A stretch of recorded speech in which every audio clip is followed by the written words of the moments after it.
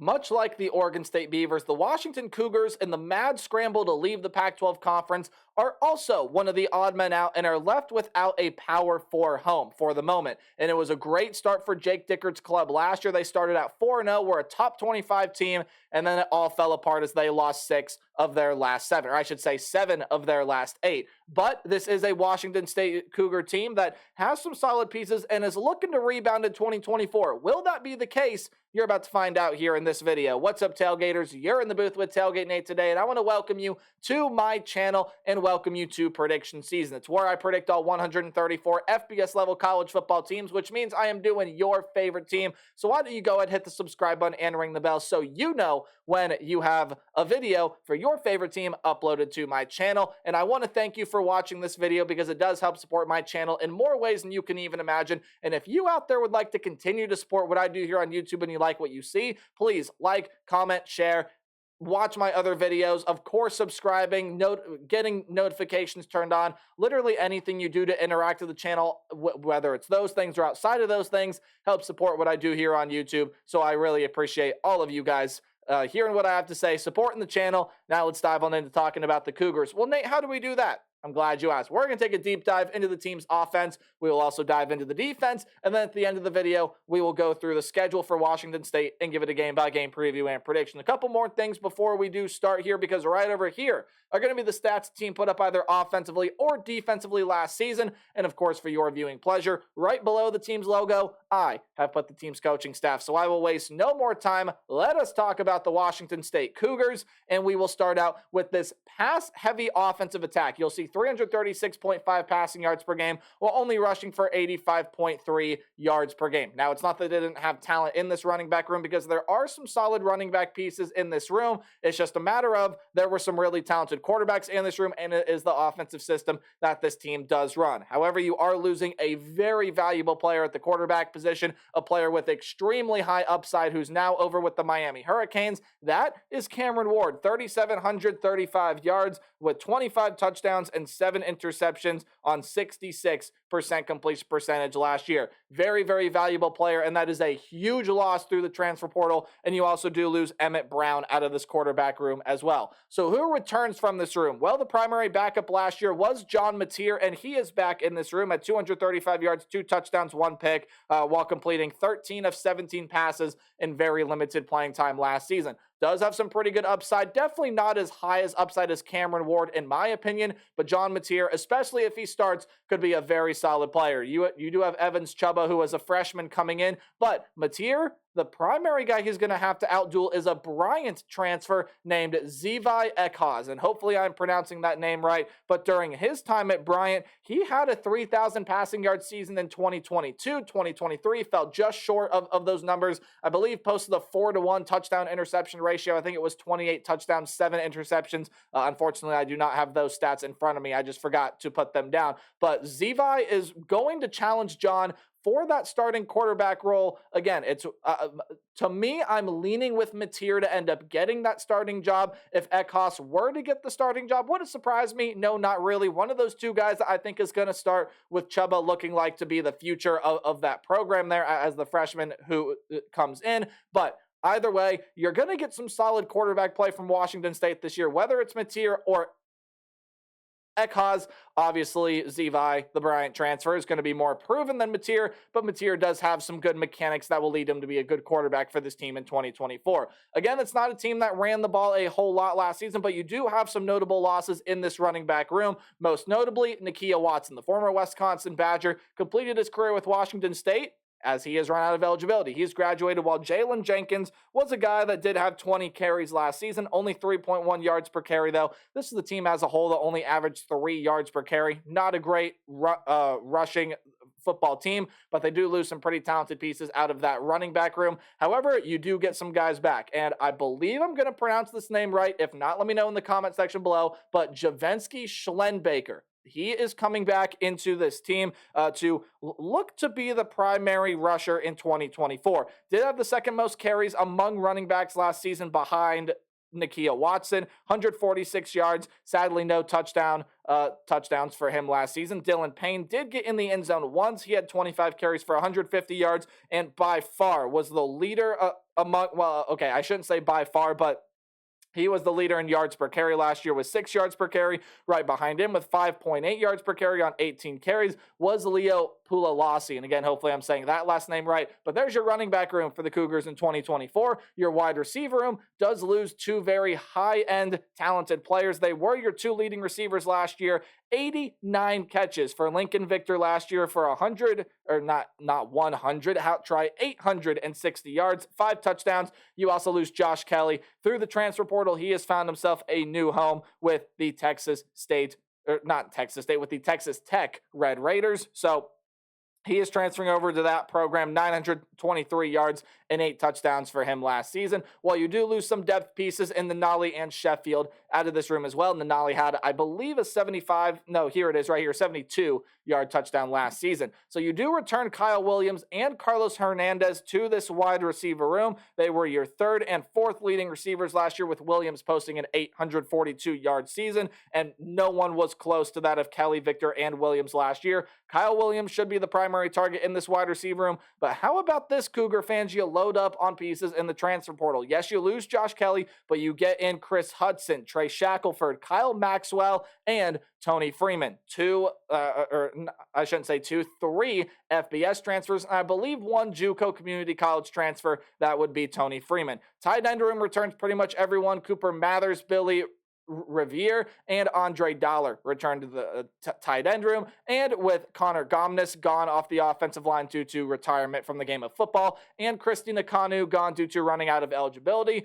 Your offensive line room looks like this: Essa Pohl, Christian Hilborn, Brock Diu, and I'm probably going to butcher this name, so I apologize, but Fa'alili Fa'amo, Devin Killaney, Roderick Tia Lavea, and Landon Roten will all be back to this offensive line room. Combination of those guys will be your starting 5 on the offensive line. So when you talk about this offense overall here in 2024, probably going to be another pass-heavy attack, as again, they load up on transfers in that wide receiver room. Hudson's over from Oregon. Maxwell is coming over from Louisiana Tech. Trey Shackelford, and my apologies, it was 2 FBS transfers, and Shackelford's actually an FCS transfer over from Austin Peay. Tight end room returns a lot. You still have some solid pieces in this running back room, but quarterback play. What are you going to get from this quarterback room? I think that is the big thing to watch here for this team. And how does the offensive line improve? Because Cam Ward, who again was the primary starter last year, was sacked 38 times.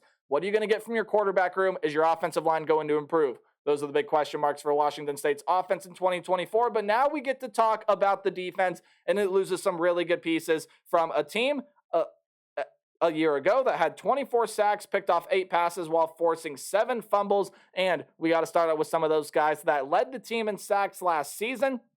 That is going to be the likes of Brennan Jackson and Ron Stone. They are both gone to the NFL. The 2 sack leaders last year, Jackson with 8.5, Stone with 5. They both were top 10 tacklers on the team last year. You do lose Naeem Rodman due to graduation, and Journeys Tafia. Both of those guys a little bit more depth pieces, but they have both run out, or I should say Rodman has run out of eligibility. He had 30 tackles last year, and Tafia, the depth piece, gone through the portal. David Gusta, Nusi Milani, Khalil Lafau, Ram Stevenson, Andrew Edson, and Quinn Roth, they all returned to this defensive line room. Gusta, the leader among those, had 30 tackles, half sack last year. Milani with 2.5 sacks a season ago as well. Linebacker room, Devin Richardson has gone to the NFL. 62 tackles, a sack for him last season. Ahmad McCullough, a depth piece on this team that I believe had 3 or 4 tackles last year, is gone through the transfer portal. So linebackers, who comes back? Well, you only get your leading tackler, Kyle Thornton, back. Big get back for this defense. 87 tackles, 1 sack a season ago. And you do get Tariq Al-Uqda back as well. He had 40 tackles, 2 pass defended, and an interception last year. And much like the wide receiver room offensively, the linebacker room defensively loaded up on transfers. Keith Brown, Wesley Steiner, however you pronounce that last name, and Parker McKenna are all coming in to this program through the linebacker room. You take a look at where they're coming from. Brown is coming over from Louisville. Steiner is coming, again, I apologize for mispronunciations. He is coming over from Auburn, and McKenna is coming over from Portland State. So some very solid players enter this linebacker room to help cushion the loss of Devin Richardson. Very well might make it a deeper unit than it was a season ago as well. You take a look at the defensive back room, and it loses a ton of NFL level talent that led the team in a bunch of categories. We will start out with the cornerback room as Chow Smith Wade is going to be gone. He had 6 pass defended last season, was a top 10 tackler on this defense as well. Cam Lampkin is going to be leaving the defense as well. He led the team with 7 passes defended last year. Smith Wade, by the way, was second with those 6. And Javon Robinson is going to be leaving through the transfer portal. He had 12 tackles last season. More of a depth piece, but still a notable loss in the cornerback room. And you lose 2 NFL caliber players in the safety room as well, as Jaden Hicks is gone. Your second leading tackler had 76 tackles, 2.5 sacks, 4 pass defended, and tied for the team lead with 2 interceptions. The other guy tied with him was Sam Lockett with those 2 picks and was your third leading tackler last season. So you lose 2 of your top 3 tacklers, your 2 leaders in pass defended, and your 2 interception leaders from last year, all in the defensive back room. Those are very notable losses. But who comes back to the cornerback room? Stephen Hall, Jamori Colson, and Warren Smith. Well, you get Jere Williams over from the portal. I'll tell you where he comes from here in a second.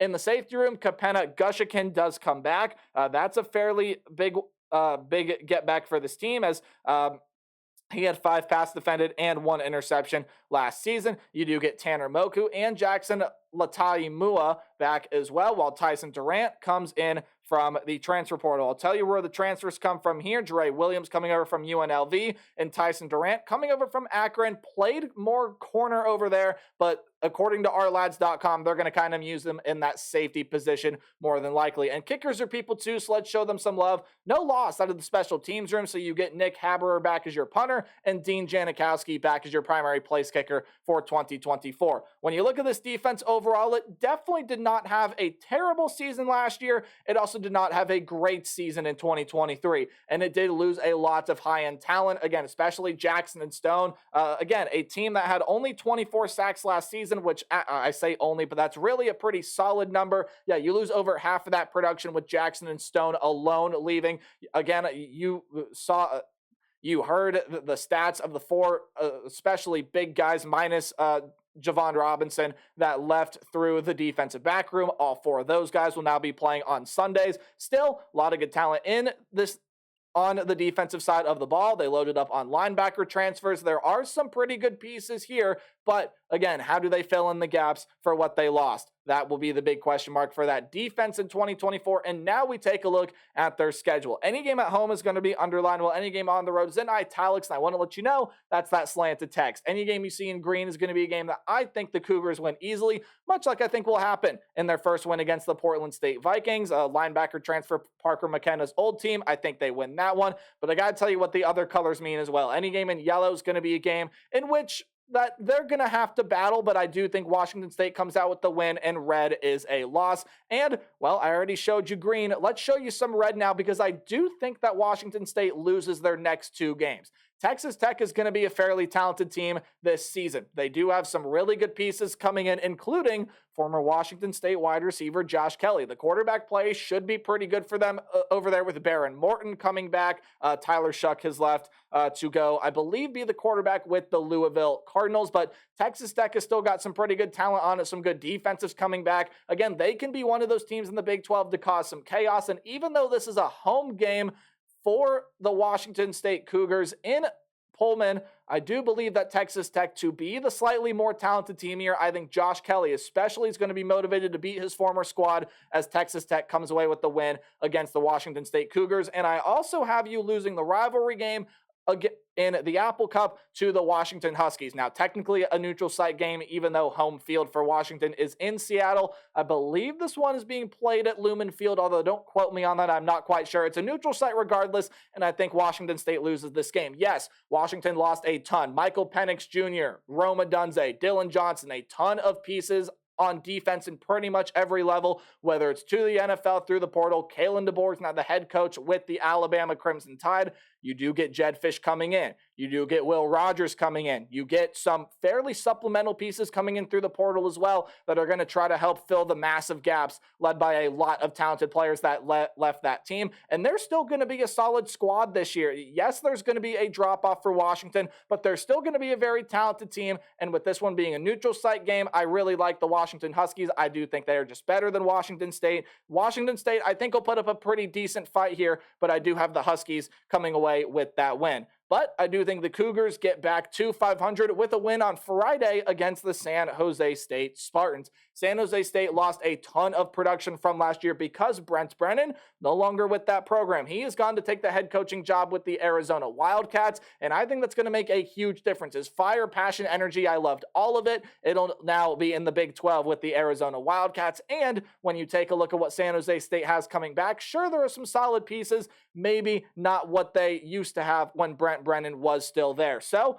for those reasons, I think Washington State wins that game. However, I do not think you win your next two games because I do think you lose to both Boise State and Fresno State. We'll talk about the Boise State game first, though. I simply think they're going to be one of the most talented group of 5 teams in the entire country. Yes, they do lose they lose George Halani out of that backfield, but Ashton Jaunty is coming back. You get Malachi Nelson coming into that quarterback room to likely be that starting quarterback. The former 5-star recruit is a USC transfer. They have a ton of speed. Sin Eric McAllister, as he is now off to TCU. That's going to be a big loss for them, but a ton of talent in the pass catching room, ton of defensive talent. I like Spencer Danielson as a head coach, and Boise State beats the Cougars. And even after the bye week, you got to go on the road to play Fresno State, and I think this is going to be a loss for you right here as well. When you take a look at the Fresno State Bulldogs in 2024, this is still going to be one of the Mountain West's better sides this upcoming season. Mikey Keene is coming back at quarterback, and Fresno State returns some good production in the running back and wide receiver room. The defense returns a lot of solid pieces there as well, and Fresno State's going to be a very, very competitive squad under Jeff Tedford again this year. I think Washington State loses that one on the road. So you're down to 2-4. Things are looking bleak, but I think things are going to start to turn around with the second half of the schedule because I think it is a lot easier than that front half of your schedule, and it starts with a win against the Hawaii Rainbow Warriors, a team in the Mountain West, much like Nevada, New Mexico, some of these other teams that are trying to build back up. Hawaii used to be a team that you could pencil in for a bowl game pretty much every year. They were going to find a way to make it. Now they're going to have to fight for it, and while they fight in this game is in Pullman. I like the pieces Washington State has more, and the Cougars win that one. But much like I predicted against the Oregon State Beavers, I think San Diego State is going to be a tough out for anyone this year, especially in Snapdragon Stadium. That place, even though it doesn't seat as much as the Power 5 stadiums, that place gets really, really loud, and I think Washington State loses that game. Now, Brady Hoke has retired, so Sean Lewis has come in. Defensive mind for an offensive mind. That's generally how a lot of the coaching swings work. But I think San Diego State has got a ton of talented transfers coming in offensively and defensively. There are some really good pieces coming over to that squad, especially a former player under Sean Lewis as the offensive coordinator at Kent State, or I should say as the head coach at Kent State, mind you, in Marquez Cooper, along with a lot of other talented offensive transfers, as I said a moment ago. San Diego State will be a tough out. That's a loss for the Washington State Cougars. So they can only afford one more loss, and then they would have to win out in order to make a bowl game. We're lucky for them. They do get a bye week after that game in Snapdragon, and I think they will beat the Utah State Aggies. Some solid talent on that team, yes. Not enough to get through this Washington State team, though. I really like a lot of the pieces they have, and I like the matchup here, especially in this individual game for the Washington State Cougars and New Mexico. Hey, this is a team that is trending in the right direction, and a road spot right before another road game against the Oregon State Beavers. Watch out for this one, because if New Mexico wanted to spring the upset, I definitely think they could. The sort of pseudo upset. It's not like Washington State will be ranked or anything by this point, at least in my opinion, given how I think the schedule has gone up to this point, but they do get back to 500. They do get the win here. I think New Mexico, yes, they will be competitive, but a couple pieces away from really taking that next step in the Mountain West Conference. You saw my Oregon State video early today. I do think that they lose to the Oregon State Beavers. Yet the Beavers lost a ton of production from last year, and I think it's inevitable they take a step back from where they have been in the past couple of seasons, especially with Jonathan Smith leaving to coach Michigan State. Yet there's still a lot of good talent on that team. Ben Branson comes back, and I think given certain positions, I think Washington State did really well. Wide receiver, linebacker, they did some really nice things in the transfer portal as well. So I think Oregon State wins that one, and a tough one against Wyoming to cap off the season. But I think needing that 6 win for a bowl game, I think you get that win. Craig Bohl is no longer that head coach, but Wyoming is still going to be a feisty team in the Mountain West this year. Got to watch out for them. But the Cougars have it in Pullman. No true conference record, but I do have you finishing 6-6. So I do have them making a bowl game. Again, a technical step up from where they were last year. Even though you could argue they won't be as talented, I do have the Cougars in a bowl game in 2024. But I want to know what you guys think, so let me know in the comment section below. And as always, remember to play hard but tailgate harder. We'll talk about the Syracuse Orange coming up next. Goodbye.